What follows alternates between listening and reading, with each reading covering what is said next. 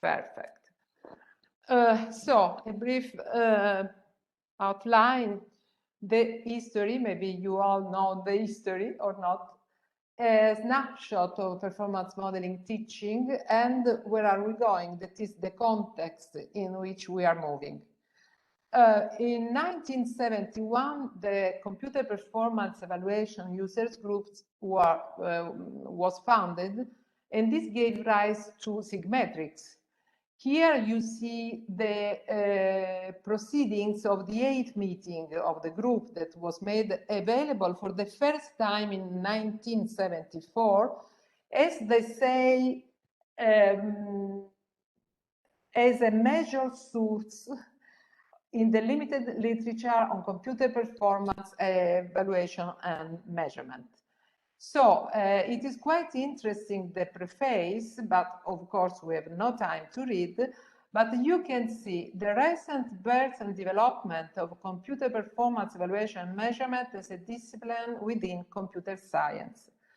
So 2021 is surely the birthday of Sigmetrics, but we can consider also as the birthday of performance modeling teaching. And if the history of Sigmetrics is quite well documented, it is much more difficult to draw an history of PM teaching. In 2017, I tried to do just the state of art of teaching. And here you can see a geographic map. Please note that 1 star may mean more than one course in one site. And you can see here, I tried to classify the 75 courses that I found according to some criterion. And I tried to classify in 3 groups: general performance modeling for communication systems, and for software engineering.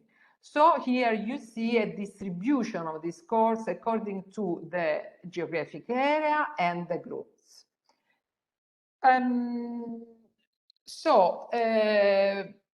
The birth was in the 70s. In about 10 years, the performance modeling teaching reached its peak moment, and it was quite stable for other 30 years. Then some courses were cancelled, some others changed a little bit. And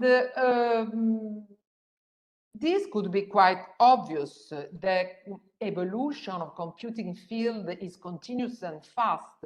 So new technologies, new disciplines, new applications emerge and push to update curricula. But, or this may ask questions. It is no more time to teach performance modeling techniques, or do we need of a new agenda for performance modeling teaching? I would like to make a different point, and this is a personal opinion. I see a specialization trend, an hyper-specialization, and in the training system, this could lead to a reduction in basic knowledge. So first chapter 1, is basic knowledge versus specialization. All agree to prepare students for an unpredictable future means providing skills to face the most diverse challenging arriving. And basic knowledge surely holds the largest role in this aim.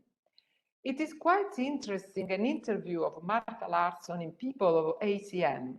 Her thought: my advice is to enrich your education by dividing into subjects that enjoy invariance, persist over generations.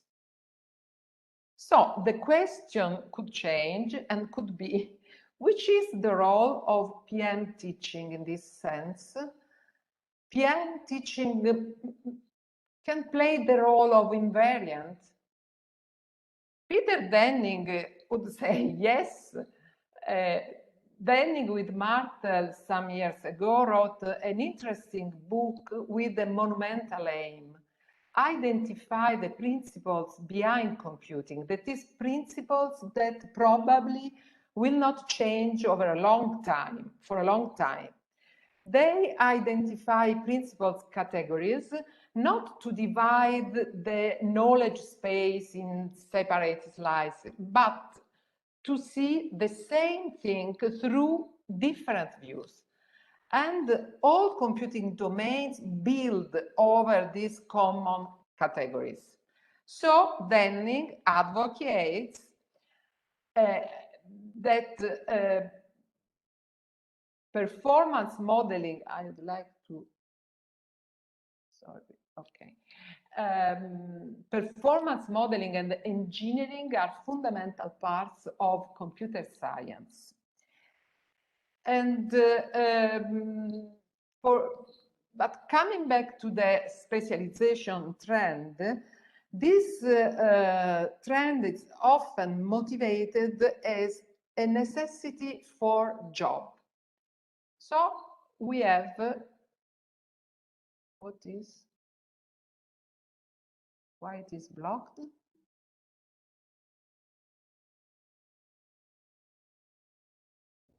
This is blocked. What is the problem? Okay. Okay, sorry.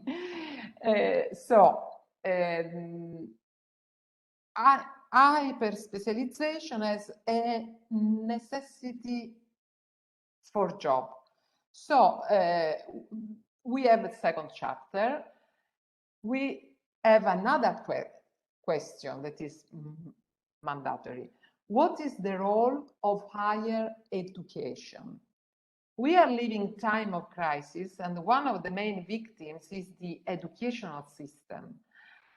And this could lead to a social transformation. My impression is that academics is quite unaware of this. One of the effects is a continuous monitoring activity to identify courses that appear not productive. And this again could become a penalty for basic courses, that is for basic knowledge. I would just like to bring two quotes. Satish Tripathi is a historic member of Working Group 7.3, and he is the president of Buffalo University. His thought, the aim of higher education is not merely to prepare students for jobs. It is to prepare them to lead, innovate, and contribute meaningfully to the world around them. And Drew Fost, she was the president of Harvard University. Higher learning can offer individuals and societies a depth and breadth of vision absent from the inevitably myopic present. Human beings need meaning, understanding, and perspective, as well as jobs. And last chapter, if we want to reason about teaching, we cannot fail to consider the new generation. They are different. They grow in close contact with digital devices in a world that is always connected. And you can find a lot of literature, a lot of papers regarding this. I have selected just a few. From the first enthusiastic view, the future of higher education, how technology will shape learning, even if they note a rise in student plagiarism, cheating, and distractibility, which they attribute to easy and ready access to mobile technologies. Two warnings by Serre, a French philosopher. He's in love gaze of digital natives with huge amounts of information handy, but Serre advocates the excess of information need to be transformed in knowledge. The third paper is interesting too, engineering education for Generation Z that follows millennials, and the role of video games. And in a sense, they agree with Serre. And the last one is like a survey about the problem.